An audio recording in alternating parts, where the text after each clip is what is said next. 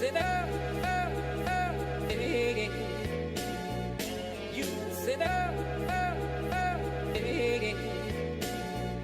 you sit up, you sit up,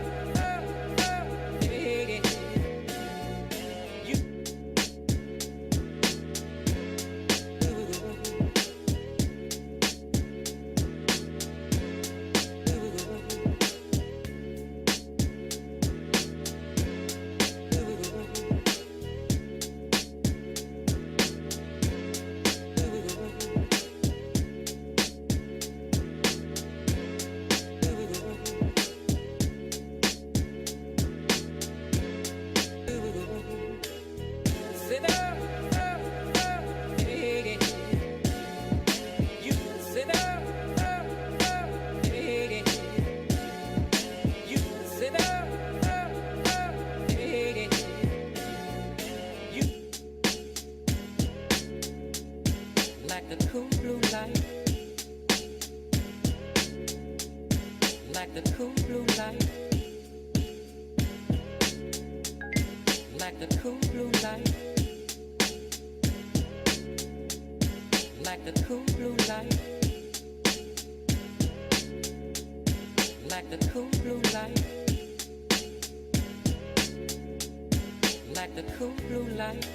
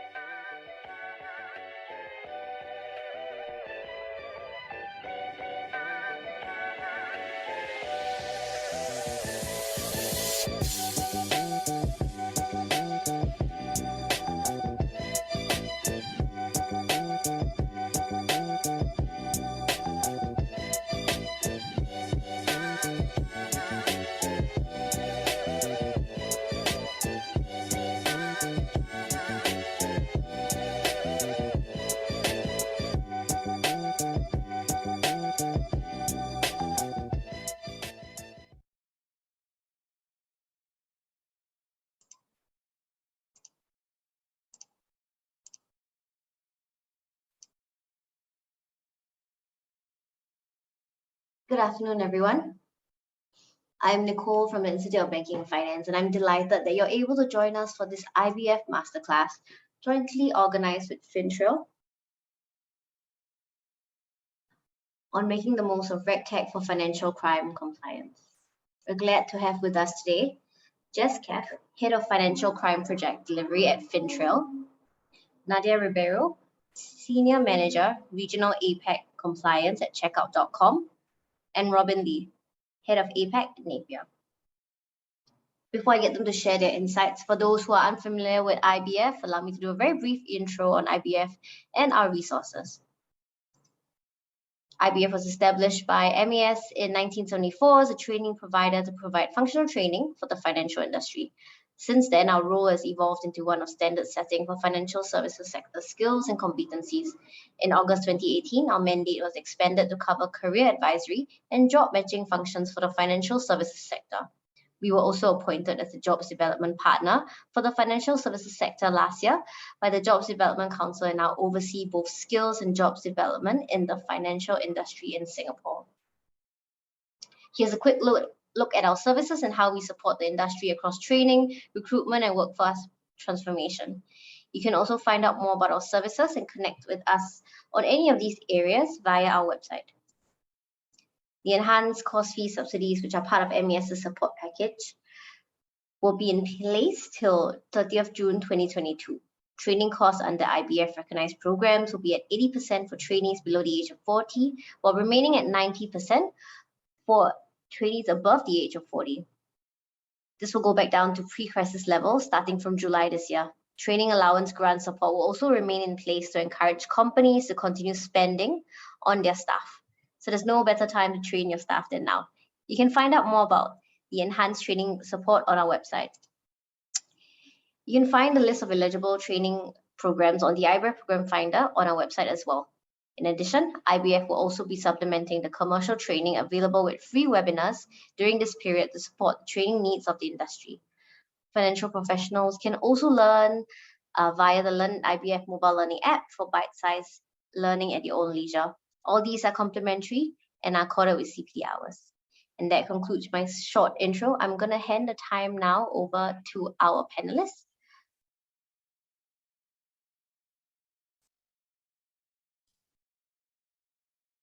Hello, good afternoon. I'm just going to share my screen and we'll get started. Let me share my screen. Okay, we should be able to see that now, but good afternoon. It's good morning for me, but good afternoon for everyone else joining. So lovely to see it has so many people here today for the masterclass.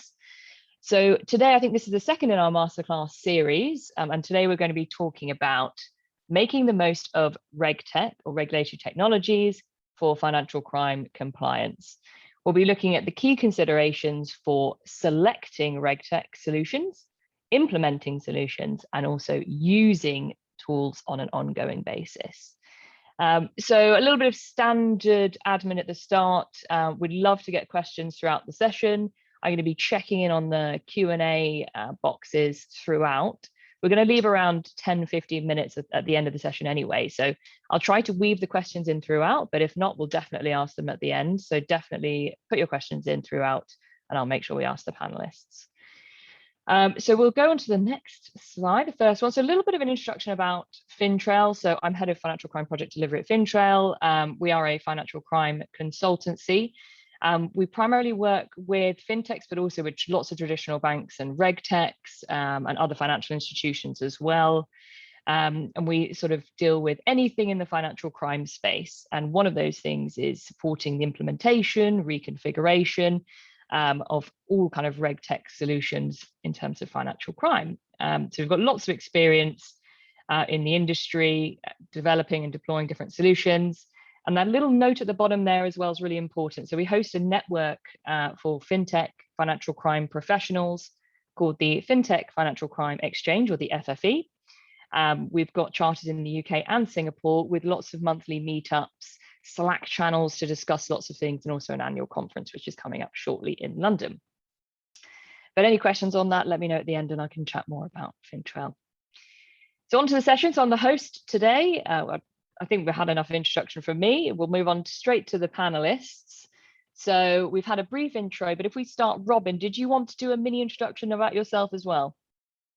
Sure, no problem. Thank you so much, Jessica, and thank you everyone for attending. Hello, everyone. My name is Robin Lee. I'm the head of APAC for Napier Technologies. We're a software company that has put together a platform that focuses on helping organizations comply with the with financial crime compliance. Thank you. Perfect. Nice and succinct. Nadia, do you want to go as well? An intro? Definitely. So hello, everyone. My name is Nadia Ribeiro. I lead the compliance part of checkout.com for the APAC region. We currently are headquarters in Singapore with several offices across the region. And that's pretty much it. For those who don't know us, we are a payment service provider that has been around for a few years with presence globally and trying, of course, to continue our journey to become bigger and bigger. Great. Again, license succinct as well. So we'll jump straight in. We've got a little bit of agenda today where we start with me talking for a bit of time, unfortunately, but not for too long, 10-15 minutes of me speaking. And I will run through some of the key considerations for the selecting, implementation and use of RegTech solutions and kind of set the scene a bit for the first 10-15 minutes. And then we'll jump into a really good conversation with our panelists. So I'll leave the bulk of time for the conversation with the panelists, so around 45-50 minutes, and then we'll also have a good chunk of time for questions at the end. So into the presentation a little bit then. So I wanted to start just by setting the scene. So what actually is RegTech? We step back a second. What is RegTech? What is regulatory technology? We use the term RegTech all the time, and it covers a broad range of topics, not just compliance topics as well. But ultimately, RegTech is a subset of fintech that is focused on regulatory technologies. They facilitate the delivery of regulatory requirements and make sure that that's done more efficiently than your existing capabilities, basically. Financial crime, RegTech products sit within a wider ecosystem. So there's lots of difference from corporate governance solutions, financial crime, lots of different things in terms of RegTech solutions. But today we're focusing specifically on financial crime RegTech solutions. So there's different phases of engagement. I've talked a little bit about them already, but we'll use this to structure our masterclass today. And even the conversation with the panelists later on will be structured in this way. So we'll focus on the different phases that you will engage with RegTechs. So you'll have that initial selection phase. So trying to identify which RegTech solution you will need, that's a selection. And then you've got the implementation. So once you've decided which RegTech tool you want to implement, you've then got lots of things around testing, implementation, all of those technical issues around the implementation period. And then finally, you've implemented the tool, you're using it on a day-to-day basis, and you've moved into BAU at that point. So we're going to use these three phases to kind of structure our discussion today. So across those three phases, there are lots of different risks to think about throughout the engagement. And we'll try to pull these threads out throughout our discussion. What are the challenges you're facing? What are the things you've got to think about when implementing these types of tools? So we've got a few here, and I'll run through a couple, but we've got technical risks on the left there, vendor management risks, business continuity risks. So this is a really important one, core risks that might impact your ability to actually operate. So that's really key to think about. What about data risks as well, or general operational risks? So this could be around the timelines of implementation or any unforeseen costs, any impacts on your team or your procedures and processes might fall under operational risks as well. We've got the financial crime risks themselves. So there might be some risks associated with the vendor itself, or might be some risks associated with your financial crime framework if you start to implement different tools, and you've really got to carefully think about how that tool is having an impact. Regulatory risks as well, and we're going to spend a little bit of time on this and thinking about the guidance and the framework that you have to adhere to in Singapore.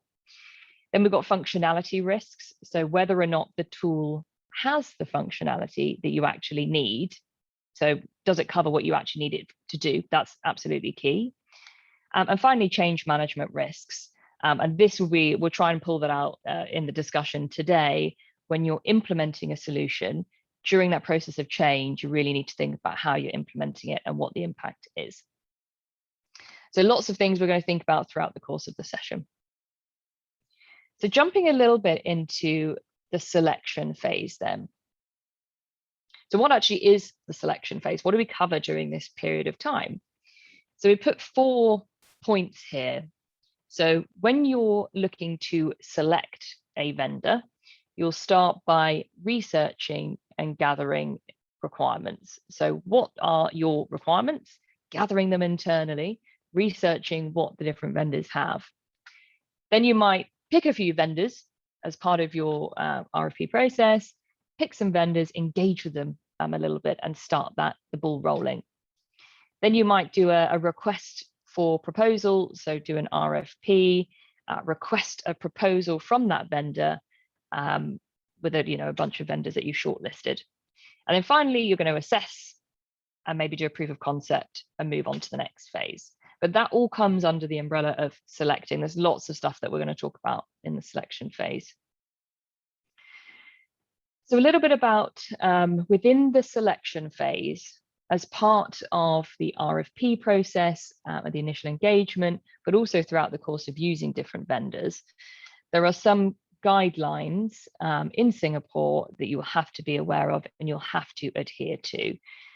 So MAS sets out really clear guidelines as to how you should build a framework to engage with different RegTech tools. And first of all, you need to be ready to demonstrate how you observe these guidelines. So it's really key to make sure you have covered everything and you've documented it correctly so that you can submit your kind of annual outsourcing registers, but also you can spot any issues when they do appear nice and promptly and make sure that you are notifying if those developments occur. So there's a few things to think about in terms of risk management at this stage then. We've picked out a couple here. You need to make sure that right at the start, you're evaluating all the risks associated with outsourcing a function or a control to a RegTech provider. There's lots of things you need to think about. You need to properly evaluate your risks, particularly at the RFP stage.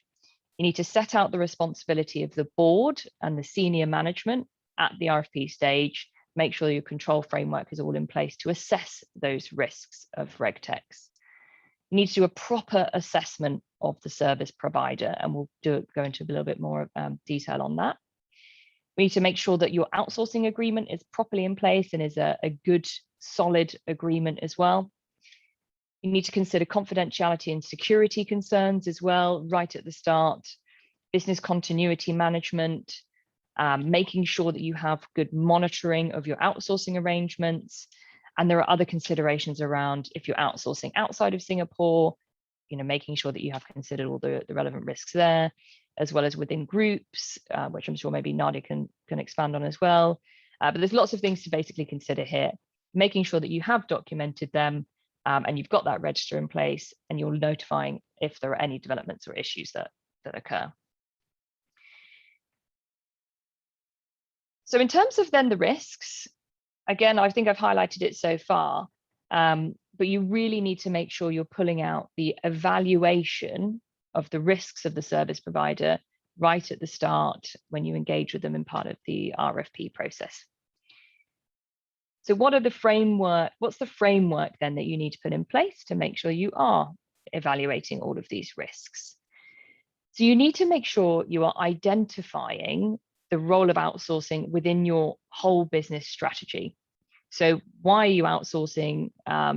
What's the objective of outsourcing? Do the risks outweigh some of the benefits of having that solution in place? Making sure that it's all in line with your business strategy and makes sense. Then you make sure you've done really good due diligence on everything in terms of your kind of risks, the outsourcing agreement, and making sure you've done due diligence on the vendor themselves. You then need to make sure you assess the service provider. Can they provide the good standard of product, care, and meet all the regulatory standards that are required of them as well? And then you've got to make sure that you're balancing and the risks, as I said before, the risks against all the issues that are associated with implementing these sorts of tools. So making sure the benefits outweigh the risks, and that's the final bullet point there. So we're still in this RFP process. We've got the regulatory framework. You've got the framework in place. It's in line with all of your requirements. What are the considerations then that you need to think about when you are putting together your RFP process and making sure that you've considered everything at that point? So at the start, we need to make sure you've captured all your functionality requirements during this phase. If you select the wrong tool, you could be entering into a year-long, 2-year-long contract with a tool that doesn't have the right requirements for you. So it's really key that you've captured this right at the start. Your RFP process itself should also have really clear structure and really clear timeframes. So when you're engaging with vendors, it's really key to make sure they know what the timeframes are, what you're asking of them throughout the RFP process, so that you get the best from the vendor, you get all the information you need, and you've made your proper assessments. And then making sure at the end you've clearly communicated with all the vendors what the expectations are and the requirements, so that that's a really good, effective assessment process at the start. The final one then is proof of concept. So once you've started the RFP process, you're going to want to ask the vendor to engage in a proof of concept, perhaps maybe 1 or 2 at the end of the RFP process. You're going to ask them for a proof of concept to make sure that that is the right tool for you. The one point I would definitely say here is making sure that you're documenting and testing the proof of concept stage, but you've got that clear methodology as to how you're testing it, and that's all documented properly if there are any issues or challenges later down the line.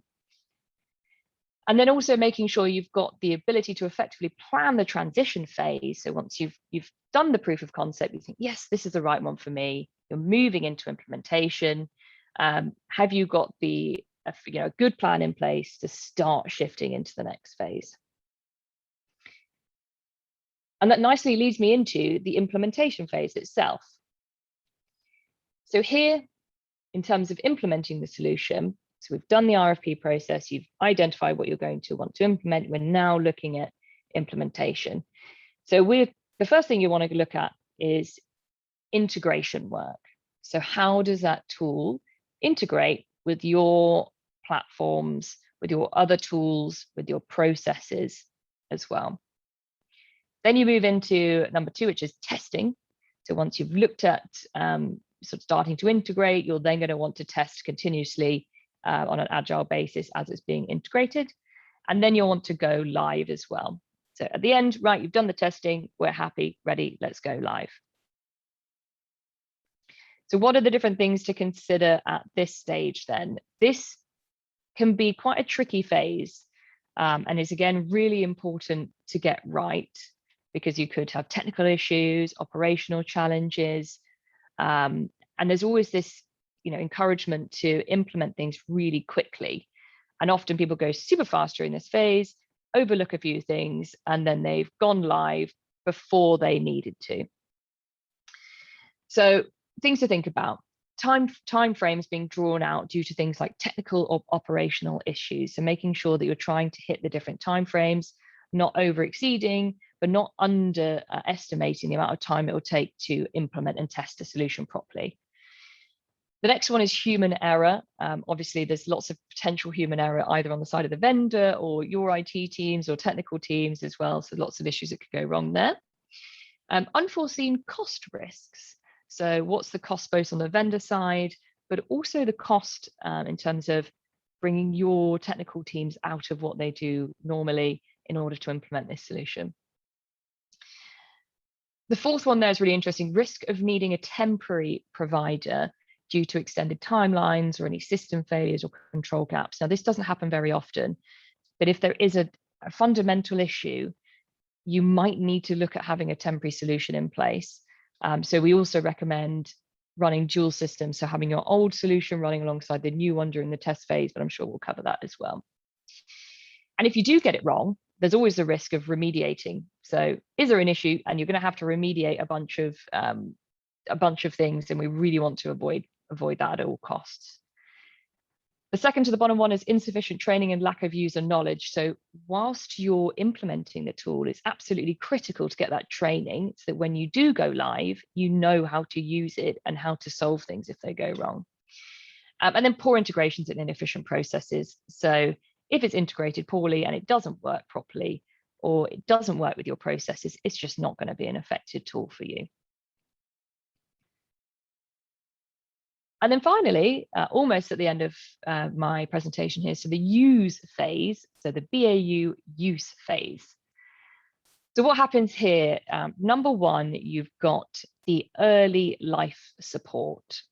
So when you have gone live, you're probably going to need a little bit more support in those early phases, because there might be a few tweaking things that need to happen, changes to configurations, a few things that happen right at the start. And then second, you'll probably then go into business as usual, which will hopefully mean you're not relying on the vendor so much, but you will need to understand things like the vendor's roadmap or any new functionality that might be on the horizon that might help you, or if you're perhaps changing your customer base and you need them to implement something new, then that's the sort of conversations you'll be having in BAU. So what do you need to consider at this stage then? Number one, making sure you've got clear and established roles and responsibilities with the vendor, particularly in your contract. So making sure it's very clear what the vendor is doing on a BAU basis and will not be doing. What is their support like in that BAU phase?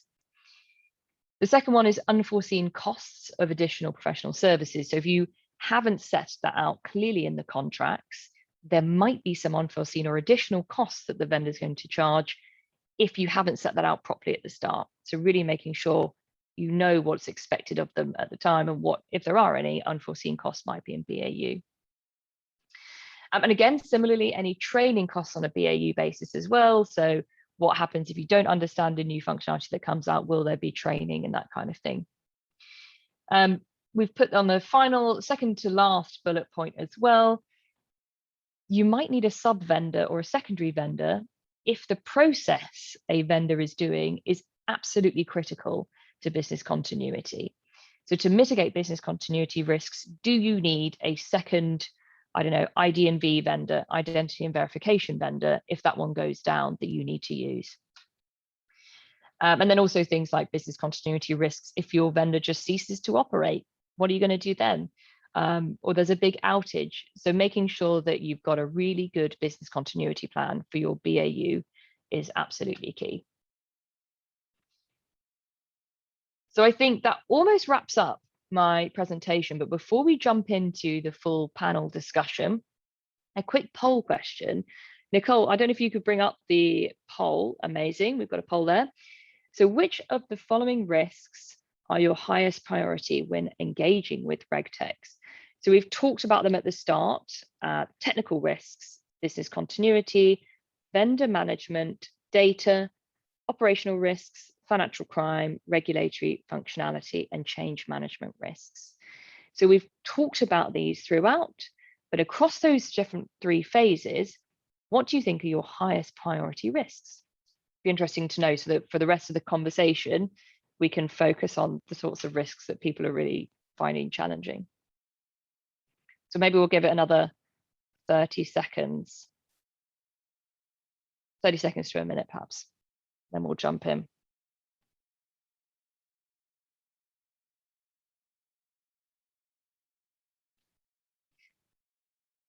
Nicole, I've got no idea how many people have sort of put their submissions in. Hopefully a few more than one.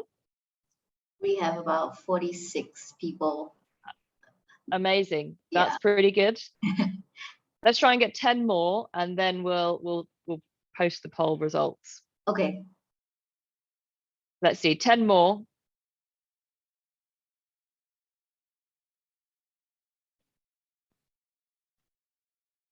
Hopefully that was 10, almost 10.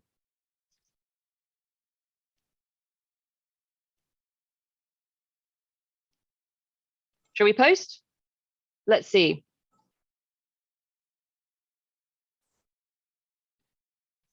Okay, this is really interesting. We've got loads of different, a huge spread here, which hopefully we can cover. So we've got quite a lot in the technical risks, as well as business continuity, but also the operational risks, financial crime, and regulatory risks. Yeah, that's really, really interesting. And I think, so we're really looking at the technical side, the operational, fin crime, and regulatory. So we'll make sure we pull those out in detail as we're talking through. But absolutely, I think the financial crime risks and the regulatory risks are particularly challenging. And the operational risks, particularly at that implementation stage, can be such a challenge and really key to get right, same as technical as well. So Nadia and Robin, hopefully we've got those in the back of our mind when we have our discussion. Those are the sorts of things that people are finding challenging. So thank you very much. We'll close that poll and we'll head into our discussion. So here we go, right, our discussion then, just checking the time, we're about on time. So we'll probably do around 15 minutes of each phase. So 15 minutes for each phase, 15, 20 minutes for each, and then we've got a bit of time for questions at the end. So let's start in the selection phase then. So when you're dealing with RegTechs right at the start, when we're looking to identify and select a new RegTech vendor, maybe if we start, Nadia, so from the end user perspective, just talk us through how you might go about starting to research and identify vendors that you might want to work with. Yeah, so I think perhaps the initial step for me is, of course, understand where exactly that vendor is based or exactly the service you are trying to get, right? in my case, looking for APAC, I need to make sure that, the regulation that applies somehow will be not breached, of course. So usually what I do is, be close and get to know in detail the regulation that applies, same as you share for the MAS guidelines. For instance, for our Singapore entity, we do have, of course, specific outsourcing frameworks that clearly define all the steps that you need to go through, even start the researching work. But this will be, I think, a way of mitigating one of the risks that people showed as one of their main points of concern, which is the regulatory risk, right? Making sure that the process of engaging with the vendor is aligned with what the regulator expects from you. But then other than that, I think the first part of the process then will be, or the second, considering this first one, the second will be, in my case, understanding what exactly you need in terms of the service versus the product that you have and the product offering, right? So I think it really varies from what you are trying to achieve and what is your own risk appetite. If you are looking, for instance, for vendors that will help you out, let's say, onboard crypto merchants, that's something very specific and you'll have way less vendors, right? If you are looking for something as broad as KYC and screening of customers, then you'll have a bigger portfolio of vendors to engage with. But I think the first step is really looking at the product I offer, what I really need. Do I need integration? Do I need automation? Do I need both?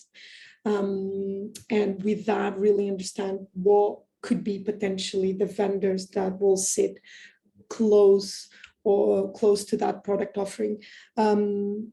Another thing I do, and I think pretty much everyone probably do this, which is, looking at the market, looking at what other companies are doing. And I think,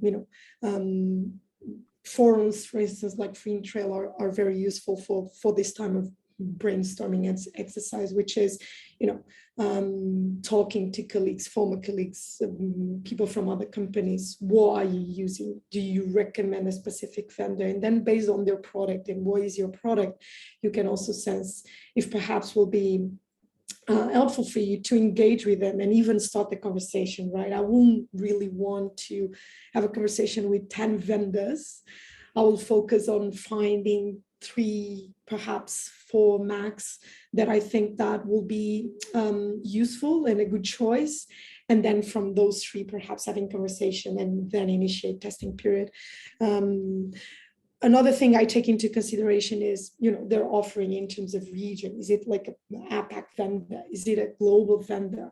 We will later in our conversation talk about previous experience, but I think it's really important to understand, do they know the specific nuances of a specific market and region? I think it's completely different engaging with someone that is based outside the region and it's just a global approach than engaging with someone regionally. So that's something that I also really like as part of the process. But there's a few things: flexibility, their ongoing monitoring, customer support, how the conversation can get going. But this is pretty much the pre-assessment to get to this, let's say, 3 vendors.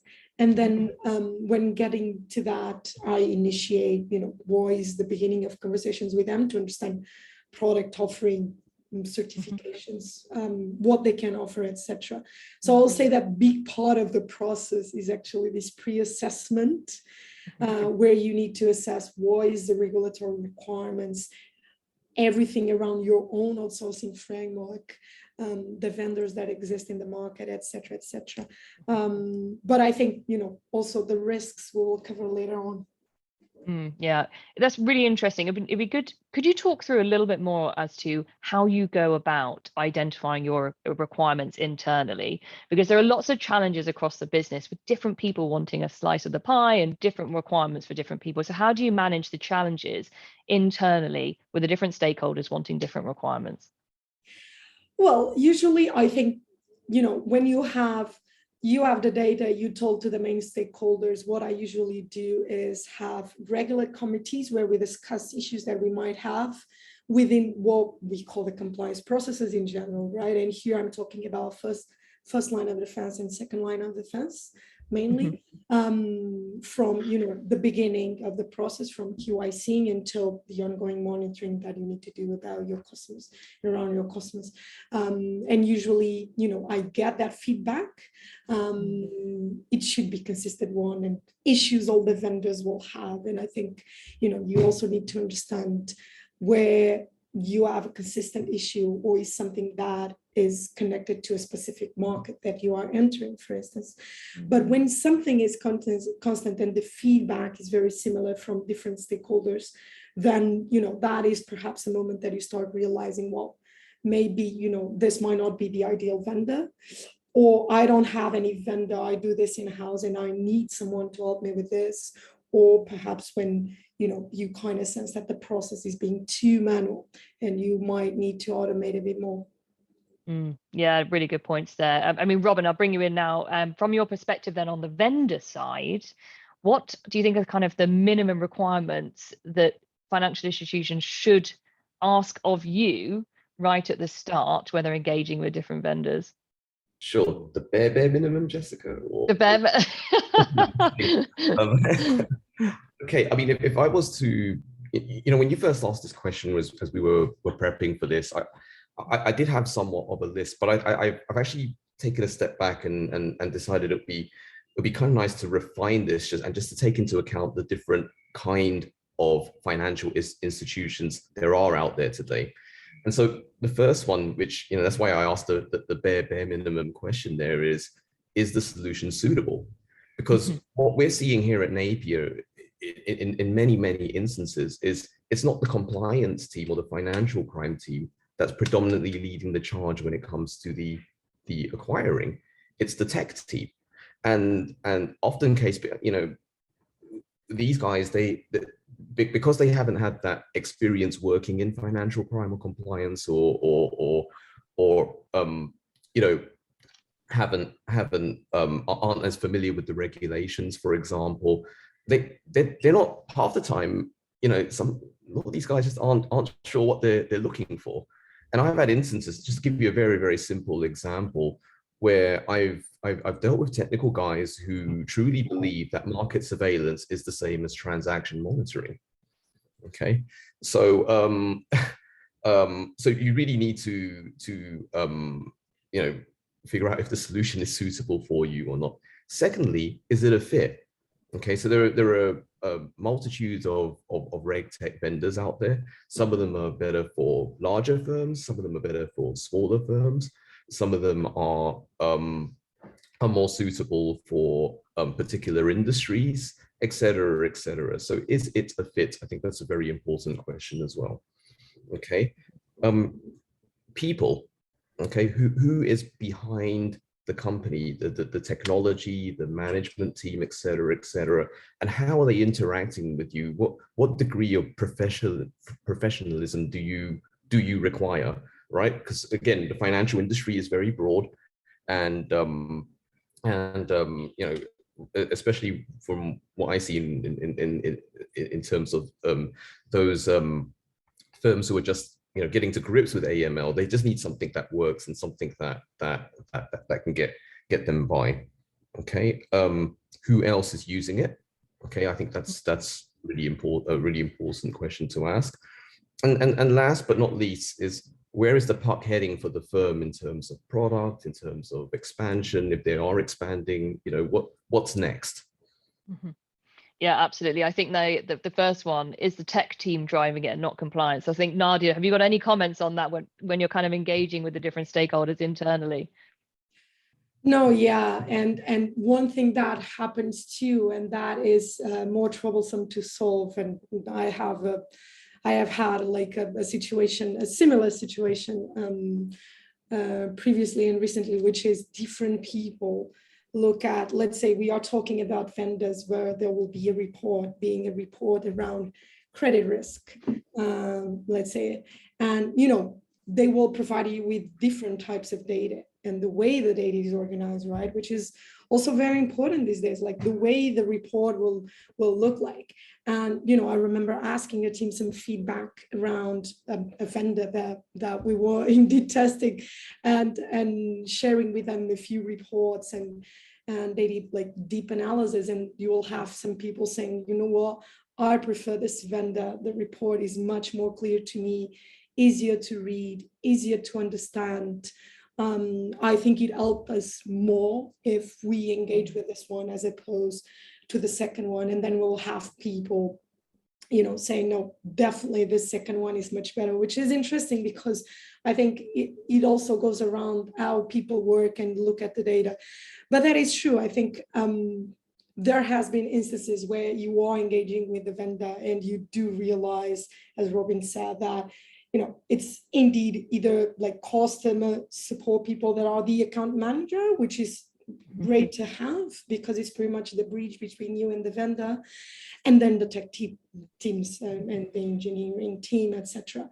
And if people have some sort of background in financial crime, for instance, that will be very helpful when you get to them and say, look, I think we are missing a certain part of data in the integration, and I think I will require this. I think it's good for them to understand why exactly you require this, and that usually has to do with specific knowledge in the industry or in the sector. Then again, I think tech people cannot know it all, right? But definitely, if you are a vendor and if you have teams that work directly with financial institutions, I think it's nice that they have the minimum training around basic concepts. I think these days you see less and less cases like that. In my opinion, RegTech has been bubbling, which is good news for all of us. And I kind of sense that the teams are well versed in majority of the topics, but I think it's a good thing to track when you engage with them. If we are talking the same language and if we are kind of understanding each other when we are discussing the needs, right? What exactly do you need and why? And how do you manage that, Robin, from your side then, making sure that you can speak the language of both compliance and tech, but also managing to tease out all of the requirements from both? Sure. So at Napier, I think we are extremely fortunate that our CEO was a compliance officer, and the actual company was born out of his frustration with existing solutions at the time that were around, and so pretty much took it upon himself to get a team together and start putting together a solution, and that was in 2015. So we ultimately, it is down to people, right? And we try and draw from people from a variety of disciplines, backgrounds, et cetera, et cetera. So our COO, for example, used to head up KYC operations for a tier 1 bank. Our chief product officer is the head of financial crime innovation for NatWest Bank out in the UK. We have people in even in APAC who are ex-financial crime officers, compliance officers, et cetera, that have moved over to the dark side, as we like to call it, and wants to take a stab at tech. Simultaneously, from the technology perspective, we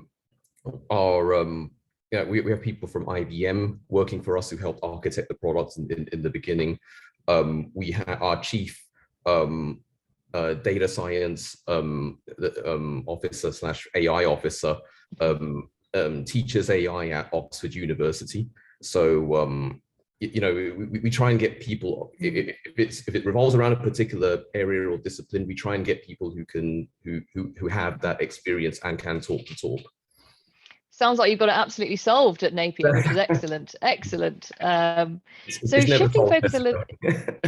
No, that's very true. Very true. I stand corrected. It's never solved.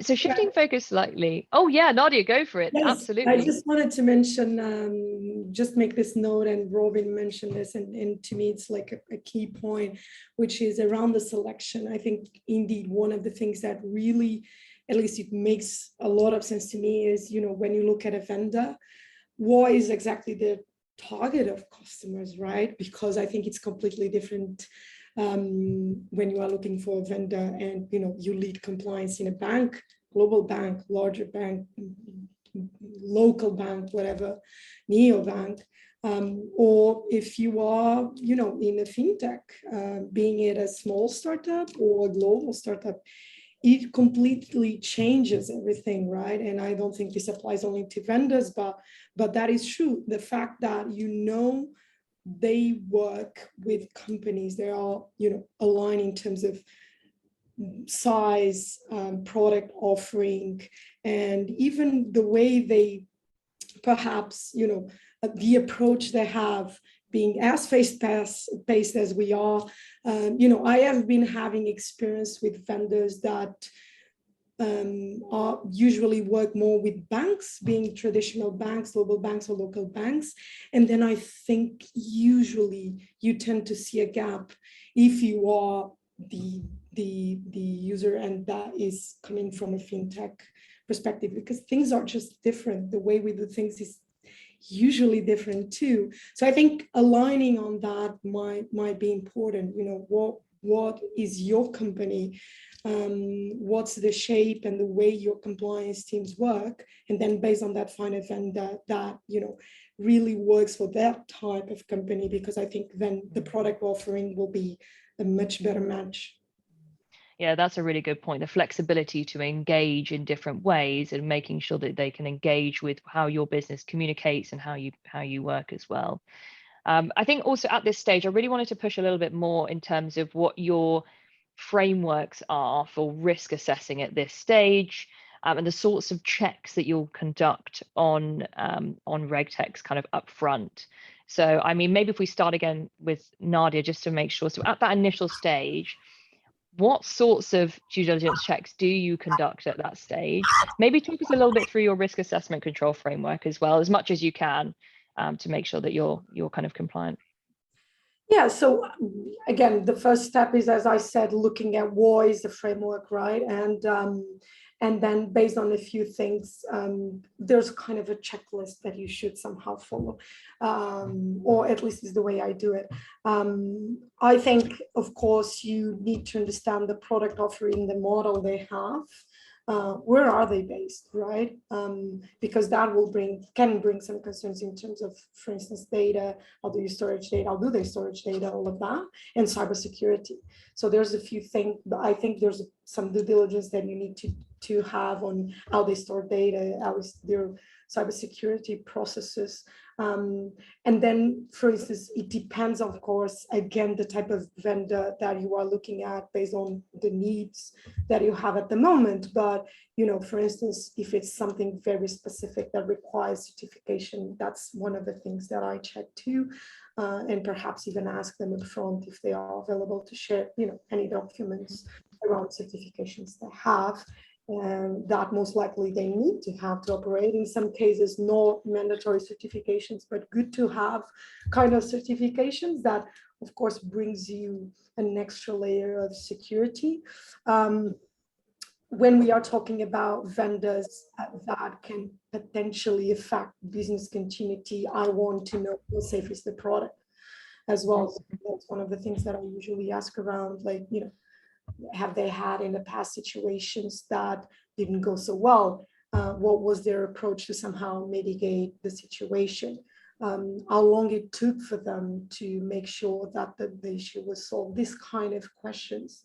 And I kind of feel that the vendors these days are already prepared to this kind of questions. Because I think it's very basic due diligence that perhaps a financial institution should be doing. But yeah, like if they had any issues in the past, how did they mitigate them? Things around, for instance, updates on the product. Do they communicate those updates? All those updates are done. I think these are the main ones. Then there could be also some concerns around how the integration is done, and that could potentially affect data. So everything around the data risks that we talk about.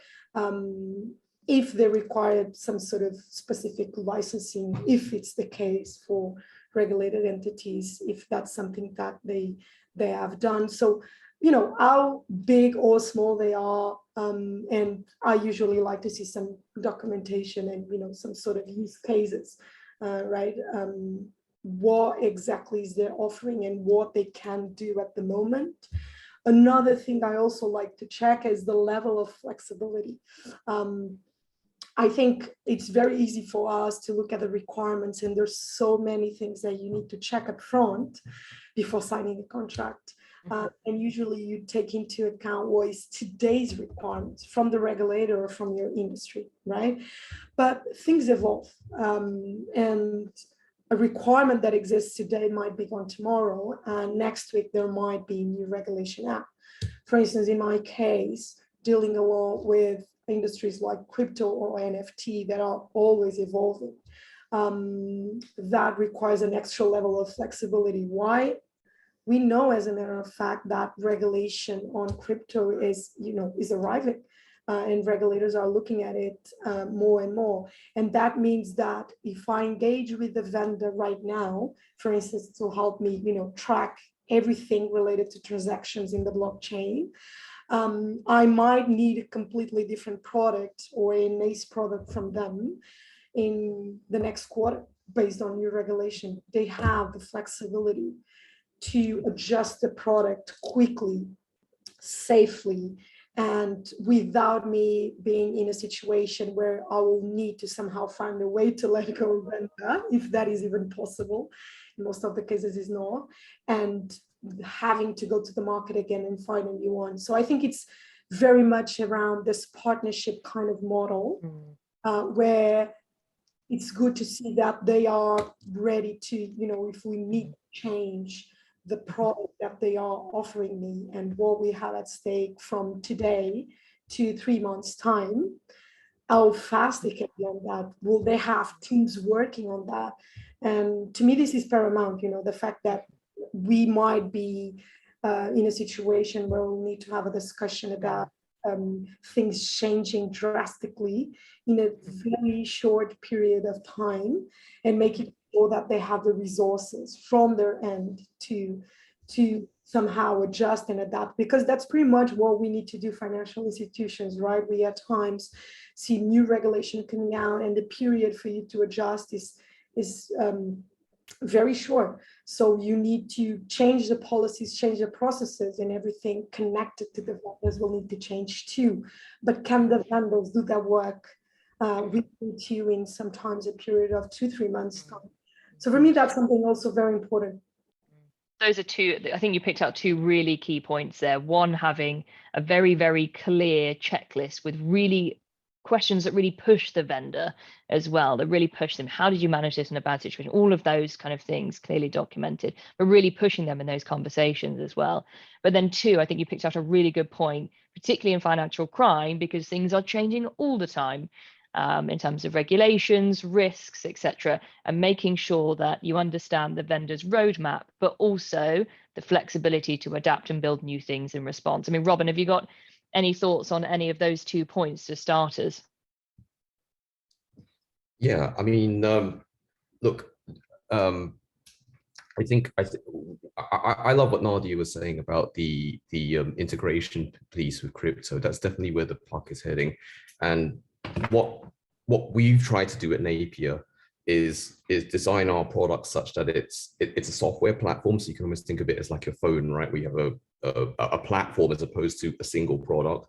That platform has a bunch of apps on it, again, just like your phone. But the key thing for us is that it's not just a software platform, it's a big data platform as well. And so for the first time, we try to give the financial crime team their own like data set that they could play about with. And I remember I was on this panel, when they were physical, with Thomson Reuters. I was chairing a panel, and the head of AML at the time said that in future, within the next like 20 years, the head of AML is going to need a PhD in data science. Not that I want to scare anyone on the line here, right? But we better get studying very quickly. I think. Right? We again, because we have people that have been in this industry before and can see where that puck is heading. They've deliberately designed the solution to be like that.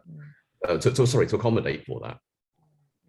So what checks then do you think, in terms of the checklist, that first point that Nadia raised, what due diligence checks do you think that firms should ask you? So what should they really be pushing you on right at the start to make sure that they've covered everything they need to know? Sure. I mean, ultimately, when it comes to any software product, right, not just RegTech products, you have the front end and the back end. Okay. And on the front end, there's the whole user experience, the apps, as I call them, right? Like, what do they do? What's the functionality? Is it suitable for your firm, et cetera, et cetera. And then on the back end, I really don't think this is brought up enough, but it's this element of stability, right? How stable is the software? You know, I always talk about the caliber and pedigree of the tech team, right? So with us, our CTO who's designed that platform is a guy named Adrian Soers, who built trading platforms for Standard Chartered, HSBC, a couple of other tier 1 banks and trading companies, right? And so what's great about having someone like that and having someone with that kind of a background is such that, you know, when it comes to trading any sort of security, right, you really need a stable platform, because if this thing goes down and the stock market goes up 10% or whatever, or down 10%, a lot of people are going to be in a lot of trouble, especially the firm, right? So the fact that we have this, we've got this rock solid architecture, right? I think it is something that is generally slept on. Okay. The other element I wanted to bring up is this, regards to the product, and this could be both front end and back end, is original code versus open source. Okay, who's writing the product? And I remember this is really prominent when the RegTech industry first started coming to light, right? In 2016, you know, we saw several vendors in the market who were making what I call Frankenstein products. Okay, so they were going to GitHub, getting a free bit of code here, a free bit of code there, free bit of code here, stitching it together, barely writing any original code, and boom, they were there thinking that they can compete with like Thomson Reuters or Nice Actimize and guys like that, right? And look, I don't want to turn this into. I started my career as a coder, by the way, in Silicon Valley, right? So I don't want to get too technical here or anything. But the analogy I use, it's kind of like putting an album together, where the first song sounds like Britney Spears, the second song sounds like Tchaikovsky, the third song sounds like Tupac, right? It's a questionable experience, and coding is just as much an art as it is a science, right? So the way the three of us could be coding for the same thing, and I guarantee you it will look very, very different, right? And so when you're trying to mishmash all that together, it's very, very challenging. Whereas at Napier, we pretty much got everything written from the ground up with the people that we have on board. So we can go down to the line of code if necessary, whether it's the AI algorithms or even the product itself, and get stuff rectified if needs be. So you're really pulling out things like the cyber risks, the data risks, business continuity risks. All of these things need to be identified at the start by really challenging you on your architecture, how the product is built, and all of those things. Precisely. But if we were to take cybersecurity / information security, right? There's three elements here, right? The first is qualifications, right? I know in Asia we love our qualifications. So, you know, we went out and got made sure that we were ISO 27001 certified, SOC 2, and we're this close to getting PCI as well. Okay, and then you have the architecture element. Okay, and I know we discussed this before, right? This concept of single tenancy versus multi-tenancy, and especially for our larger customers, right? We definitely have set ourselves up to be the former. Okay, and so the analogy that I love my analogies, as you can tell, Jessica, right? The analogy that I use for everyone, especially for cloud solutions, right, is such that with single tenancy, you have a hotel room, and in that hotel room sits our software and customer A's data, and that's it. It's ring fenced. It's walled off, etc., etc. It's secure. Okay, versus multi-tenancy, which is a little bit cheaper, right? This is how vendors bring their costs down. So but that hotel room will contain their software and all their customers' data commingled in that instance. Okay, so not. You've got one more minute to summarize, and then we have to shift on to the next phase. But this may be secured off and firewalled, etc., yeah, etc. got it. But for a hacker, who's the target going to be, right? you're gonna break all these guys here, or you're gonna go for this one-stop shop here. That's a good point. And then I can share a personal story here where when I first joined Napier 2 years ago, it really was startup to scale up, right? There was 35 people in the company. I was the only person in APAC. Today we have about 210 people in the company and about 50 people in APAC. And I remember going for talking to this one vendor, and the compliance team and tech team loved what we were doing, but no one knew who we were, right? We didn't have a brand. And one of the senior executives said, Robin, I Googled you, and all I could find for Napier was a massage parlor in Australia. I'm not going with your solution just based on that alone. Okay. And I'm like, but everyone's vetted everything and it all works. It doesn't matter. So a lot of, we do have to take into account that element of branding as well. And so over the years, we've really dialed that up in our organization. Sorry, I'll stop right there, Jess. Hope that was okay. That's a lot of challenging questions that we have to ask our vendors, I think, at the start then. So really push them on architecture, push them on cyber risk, push them on data risk, all of these things right at the start. Lots to think about there. I think we're doing okay. So we are a little bit behind time, but we haven't had any questions come in yet. So I'm still looking out for questions. So I've shortened the Q&A time at the end because we haven't had any come in yet, but please do send some through. In the meantime, we'll move on then to the second phase. So once you've done all of those checks that we've talked about during the selection phase, how do you implement a product? So Robin, 2 or 3 minutes on this one. Talk us through what the implementation process looks like from a vendor. So from the vendor perspective, what happens in the implementation process? Sure. And look, this at Napier, we are constantly trying to improve this. I mentioned how how quickly we've grown over the years, and of course our processes have to change with that. So implementation actually begins before the sale is done. Okay, and we do what we call a scoping workshop. Okay, so we will sit down with the prospect.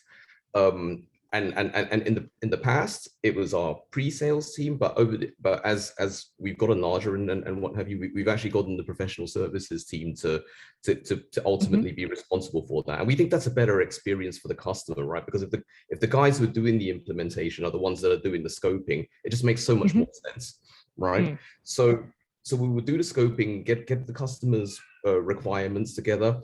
The paper is signed, and then sales will then hand over the customer to 2 people, okay, two divisions, the professional services division and the customer success division. The customer success division will not take an active role while the implementation is happening, but they will be the eyes and ears, and they almost function like a quasi concierge service of sort, right? So there's anything that the customer needs, they're there to outside of the project, they're there to take care of the customer. Okay. In the professional services team, it will comprise of 1 lead project manager who will be the go-to person for the customer, and that project manager will be supported by technical consultants, business analysts, et cetera, who will work alongside the customer and assist the customer along that implementation journey. A plan would be agreed upon by the project manager, and they will execute according to that plan, and again try and make it as positive an experience as possible. Sometimes the customer, especially the forward-thinking ones, want to figure out some sort of a data strategy. Okay, so we were actually having a lot of compliance officers ask us to help them come together with a data strategy, and that's where we'll get Dr. Janet Basterman and the data science team to come in and help them out on that. And then during this whole process, whatever the timeline is, so it depends on who the customer is, right, and what they're picking up. We will instill some sort of a governance process, which I'm sure we're going to talk about a little bit later on as well. So what then, from Nadia, from your side, so you've got this on the vendor side, they've got a project manager, technical consultants ready to support. You've got their kind of customer success team or their people team that are helping as the concierge, and a strong project plan and all the requirements and timeframes all set out. So what's your experience been like then when you've gone through the implementation side from the end user perspective? Yeah, I think it's really good, or at least from like successful experience I had in the past, it's good to have really someone that you can reach out to if anything. I have found that, you know, this solution of eventually create some sort of committee between us and the vendor works very well. And, you know, in that committee, we could have not only our account manager, but someone from the vendor's tech team, for instance, the engineering side of things that could explain us, right? Because I feel that at times what happens is that you perhaps, you know, report some issue or you want to ask some questions, you redirect those questions directly to the CSM or the account manager that of course doesn't have, you know, the tech knowledge, that because that's a very specific question sometimes, and they need to reach out to the rest of the team coming back. And I find that, you know, having regular committees during the implementation works really well, because you get to share what are the issues you are having up front, what are the questions you have from the UX experience to what you think that could be changed, if something that can be changed, clarifications you might need on how to use the tool itself. And, you know, everyone is within the same committee and we can discuss along the way. And in cases where the tool really allows for customization, which sometimes is the case, right, based on your own product, it's a good exercise for you to tweak here and there what exactly needs some tweaking along the way, as opposed to just have a one-way conversation where you report this and make some comments. I have been finding this committees to be helpful, to bring everyone together. And then, you know, once that implementation stage is completed, you somehow get to a point where you feel like, okay, this is probably the best maximized product I can have from this vendor. Because the communication channel worked well. And I think at times that communication channel might be the issue, right? Because it's not flowing well. You could have, you know, a better user experience that you are not having because, you know, somehow the communication is failing, or the right teams are not looking at the issue, etc., etc. A lot of things can happen along the way, but that is pretty much one of the things I do. Another one I do is, you know, if we are talking, for instance, about tools around financial crime, and we will want, let's say, to also track fraud and do some monitoring, I will, you know, bring some teams, even if they are not within my team. The case for me, fraud monitoring team sits outside, to bring them from the discussion. To me, it's always about maximizing as much as possible the product they are offering, because it's good for both parts, right? There has been so many situations in the past that you actually realize that they did some sort of update to the product that you never knew. You never knew it was there all along, and you never use it or never maximize it because the updates from the vendor were not flowing well. You got to a point where you missed the email, you know, and this is the things that you can make it work between the vendor and the company. I think everyone at the end have a better experience. So let's try and push that a little bit further then. And just from a practical standpoint, when you set up that committee, who sits on it Because obviously on your side, you're going to have to also manage communication internally between financial crime, compliance, technology. So who on your side sits on that team? And just how often would you recommend having those committees? Because the implementation phase can be so fast and so quick. How often do you find you need to have that during those period of time?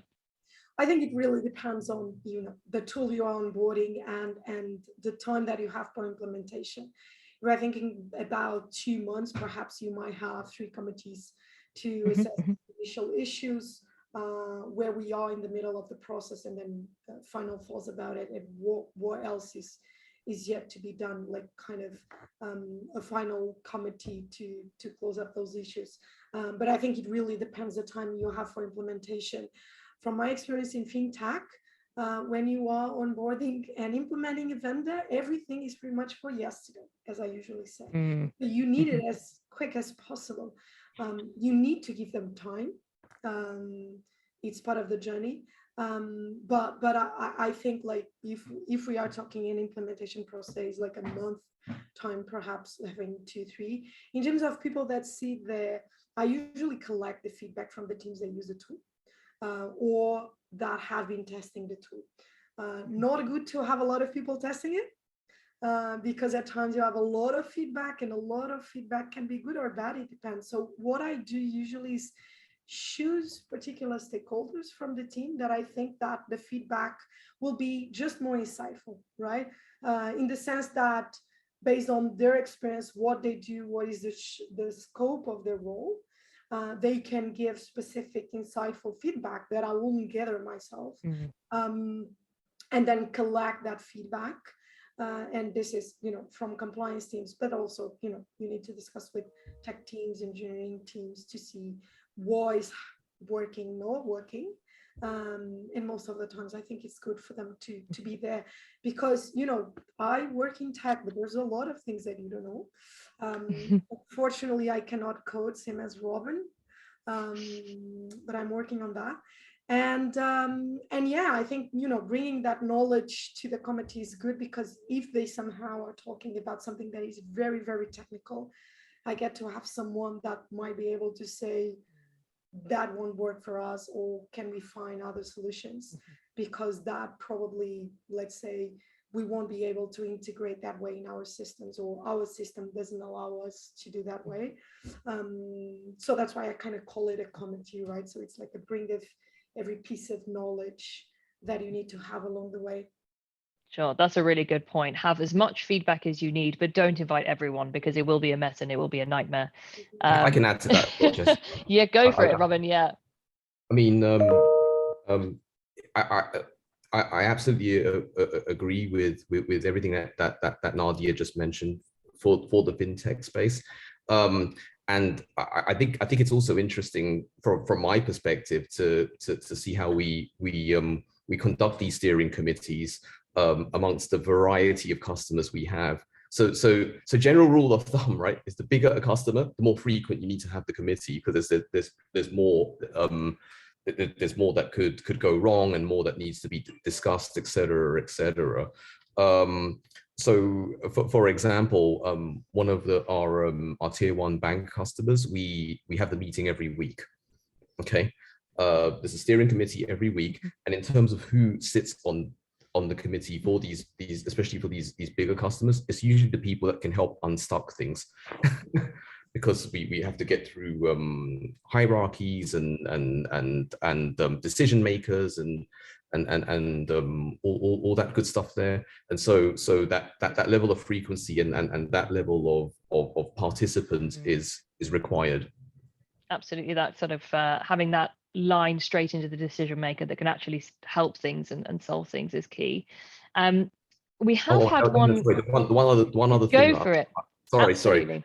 One other thing that I wanted to add to that is the bulk of the work is done prepping the meeting in some cases versus having the meeting itself. It's like some of our head of APAC professional services, Michelle Calm. I've seen her put on it looks like some of our customers, it's like a theater production almost, right, before we go into the meeting itself. So preparation is key. Absolutely. I'm conscious of time, so I am going to shift now to our final phase, if everyone's happy with that. We've had a question come in, and it's on my radar, and I'm saving it for our Q&A at the end. So the final section then, using RegTech. So you've done the selection process, we've gone through a great implementation phase, and now we're looking at moving into BAU. So Nadia, then maybe after that implementation phase, what's your general experience using RegTech products? And have you got any top tips or anything that people should be aware of right at the start? Have you had any issues that from your experience people should be aware of when they're using products in BAU? I've had a few. I think to me, ongoing monitoring and again, Yes, the communication and partnership model is paramount. And the main tip I have to give is, to do that due diligence and checks before, engaging with the vendor. Really understanding if after implementation, that ongoing monitoring will really, really work, as opposed to situations where you email the vendor, you don't have the committees anymore, you email the vendor or communicate, and there's some time to get back. I think to me it's really, really important to know that they will be committed same way they will be committed with the ongoing monitoring, same way as they were while they were, of course, trying to onboard me as a customer, right? To me, it's very important to understand that they really have a big focus on that, because probably is because in the past I've had a situation where that didn't happen, right? So when we'll have some issues along the way and after implementation, the customer support or the monitoring or the communication channel didn't work so frequently and didn't flow so well. And it's very frustrating, right? Because if you think about it, it's not the type of service that you receive and it's done. It's some sort of ongoing service. In most of the cases, paramount to business continuity, dealing with data, cybersecurity. So all of those things pose a lot of risk to us as financial and regulated financial institutions, right? If regulator comes to us, we show evidence that we are doing that due diligence on the vendors too. So I think to me, the main key point is really the partnership model, where if I have any issues, I can report it immediately and be sure that, I'll have the vendor ready to tackle the issue with me on the spot and as fast as possible. Yeah, two really interesting points there. The ongoing monitoring is key, making sure that the product is still operating as they said it would right at the start, making sure there's assurance monitoring over that product is really key. But this partnership model, then let's explore this a little bit further. So maybe Robin, what do you do in terms of when people talk about a partnership model?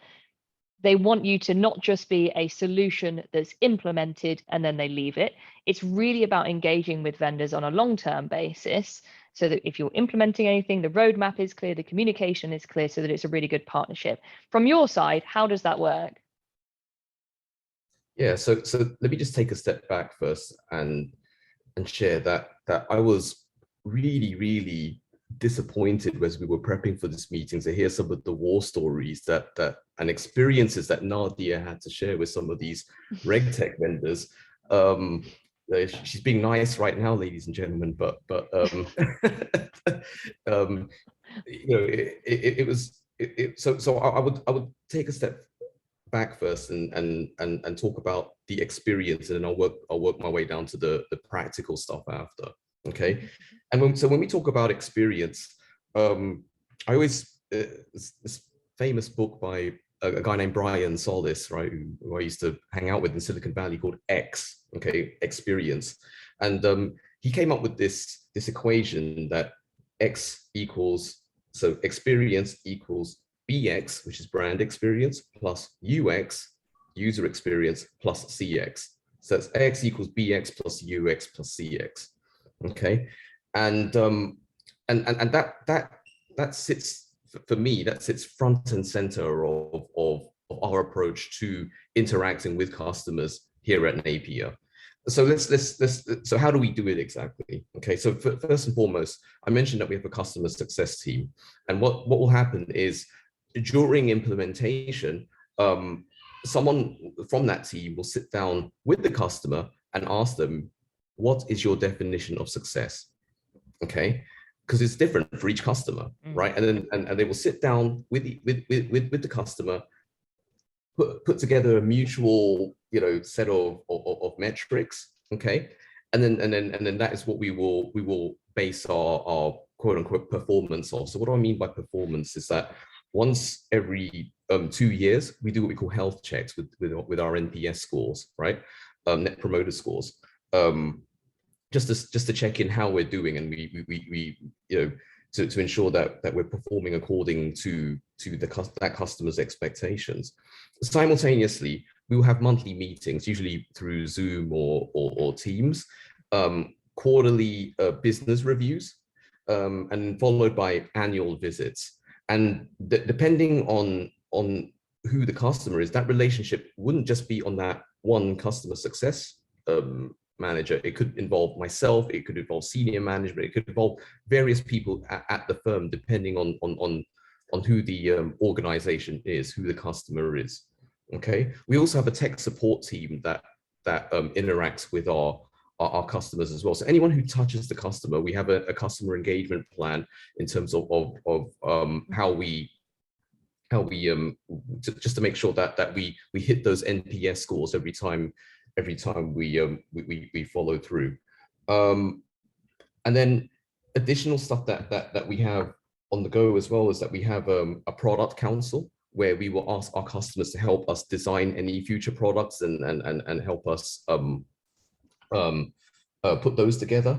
And then last but not least, we have other elements where we have community building. So I think Nadia is part of this WhatsApp chat group we have, where we bring in regulators, law enforcement, compliance officers, et cetera, to similar to FFEcon, right?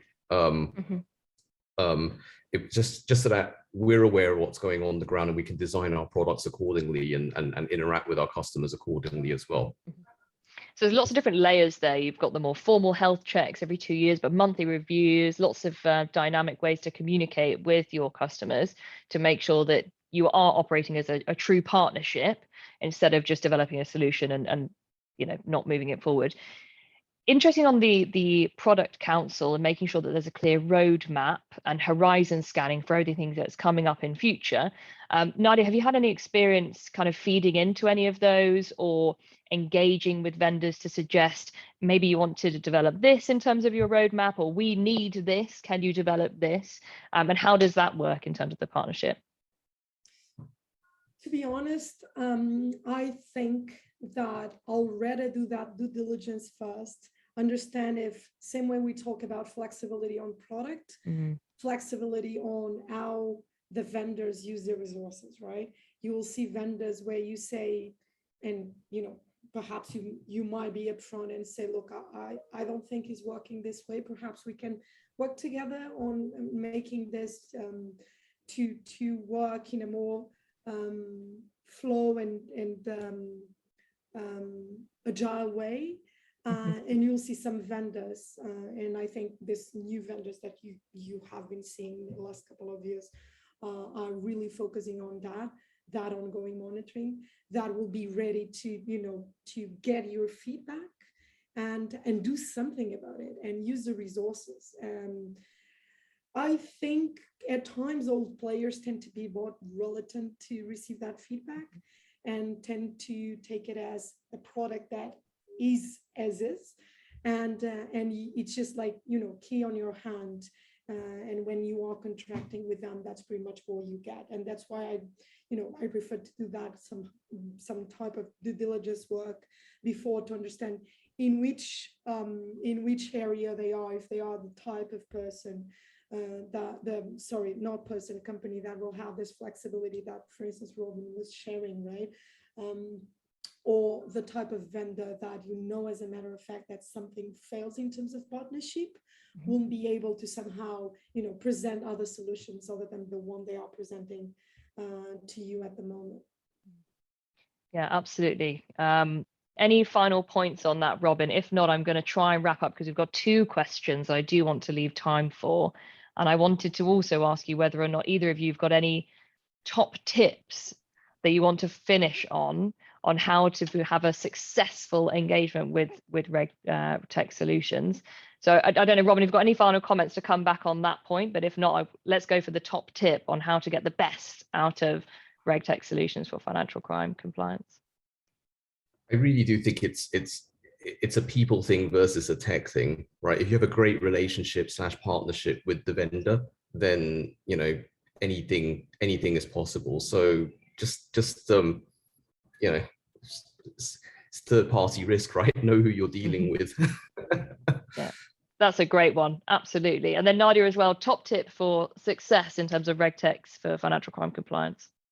I think is good. And I just noticed one of the questions that we have is actually around that. I think is really good so I can perhaps share a bit more when we go there, but I think it's really good to indeed create the framework for your team, where you include a matrix in terms of risk.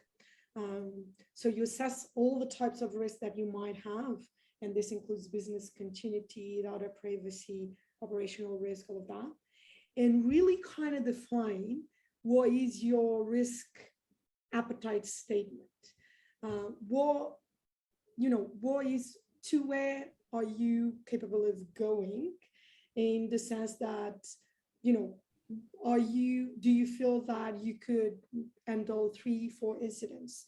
What's the impact to your company? I think really setting that risk framework might be helpful for you to really understand the type of vendors you want to engage with, and perhaps when even the solution that you have at the moment is not suitable for you anymore. That's a great point. And maybe then we can answer that first question then. So the first question we've got in, which is very similar to what Nadia's been talking about. So while engaging with vendors, there could be a risk of non-compliance on vendor side. So how do we deal with this risk? A 1 or 2 minute answer maximum, because I do want to get through all 3 of these questions now. So maybe Nadia, this might be one for you. Well, the very quick answer is I like to understand what is the compliance mindset that is on the other side. Robin was sharing, for instance, that how proud he is, I think, that the company has a compliance mindset, right? And that's paramount. And I think for all of us, mostly in fintech, where it's very fast-paced, very business driven, the growth is immense. I think it's always challenging for compliance people to keep up with the pace. But this is to say that for me, it's very important when I'm talking to vendors to understand, is this just a company that really focus on the tech part? Do they really focus as well on the solution that they are trying to achieve with the tool they have? So in the end, I'm saying I have very low tolerance for financial crime in my company, and I expect you to help me with that. So regardless how cool, nice user experience, very good experience you might have with a tool, in the end, as a compliance person, you need to achieve this. And that's the risk that you don't want to go through, right? So I think I do use my risk matrix, which is, and I'm looking at it right now, I look at what is the strategy risk, execution risk, operational risk, reputational risk, because of course, if you have incidents, there will be, adverse media for you too. And, compliance people should also be business driven. So we need to look at all of that. Business continuity, data recovery plan. Is this something they have? Third-party risk in the sense that they might be in breach themselves because, again, their compliance teams are not solid enough. Process management, all of this is taking into consideration, including, of course, legal and regulatory risk. So I use this. I have my own risk appetite statement, which of course I cannot share here. And based on this matrix, I do discuss directly with the vendor to understand if, indeed this risk can be mitigated as much as possible. Perfect. Have a good risk matrix and get a good checklist in place up front to assess. Robin, we've got 3 minutes, so I'm going to try maybe 1 minute if you could answer the second one. How different are the solutions provided to banks versus fintechs? 1 minute. What a big question. It's a good one. Sure, there's a lot to unpack there. So maybe if I just bring out three, I think that should suffice. So the first is on price, right? Usually the fintech solutions are a lot more affordable than those aimed at specifically at banks. The second is functionality. So the requirements for a fintech are often case different to that of a bank, and so with banks, a lot more customization, et cetera, is required, and the ability to integrate with a lot of older solutions such as core banking solutions, et cetera, et cetera. And then last, but by no means least, I would say is flexibility, right? So I guess I've kind of just mentioned that within functionality, but beyond that, right? With banks, you need to do a lot of customization, and so your solution has to be very flexible as a result of that. Whereas with fintechs, we see many vendors out there would have an out-of-the-box solution that doesn't require much from a tech perspective. Thanks. Perfect. Maybe 30 seconds, Nadia, on the final one. Out of curiosity, besides monitoring the solution, are there any efforts placed in improving its performance? It's a good one. So just to add on the previous one, that for me, there might be also some differences in the user experience. I think in general, the vendors that address more specifically fintech might focus a bit more on giving a good user experience and thinking how the teams will use the tool, which is good because in the end that's also part of the process. So just to have that point. Besides monitoring the solution, any efforts placed in improving the performance? Definitely, I think. I mean, when you engage the vendor and go through all this process that we just talked about and contract with the vendor and have the training delivered to the teams, I think everyone is focused on, of course, making sure that works well and that you create the partnership we were talking about.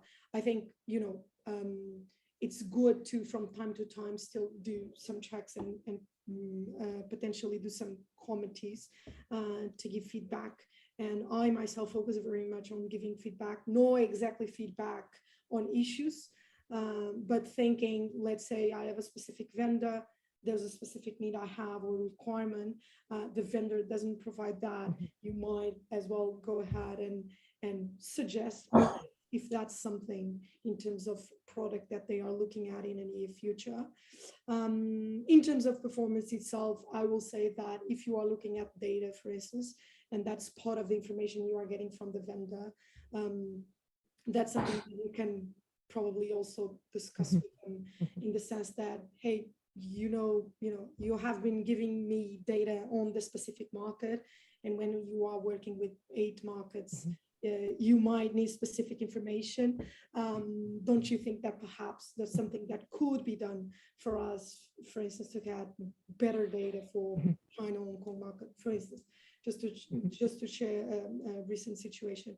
And I think in general that could be considered as performance, right? Because in the end you are maximizing the product as much as possible from both sides. So yes, in the short answer, absolutely. We will always try to improve their performance through that communication channel with the vendors. So we've gone 1 minute over.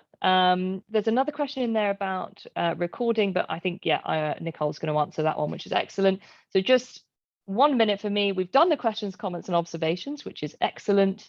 And a final thank you for everyone for attending. If you do want to get in contact with me, there's my email there on the screen, jessica.cath@fintrail.com. Always keen to hear from anyone. And it's been a great session. Thank you very much. All right, thank you very much, Jessica, Nadia, and Robin. We've now come to the end of our session. You may stay connected with IBF via these platforms, and we'll see you soon. Thank you. Thank you, everyone. Thank you. Thank you very much.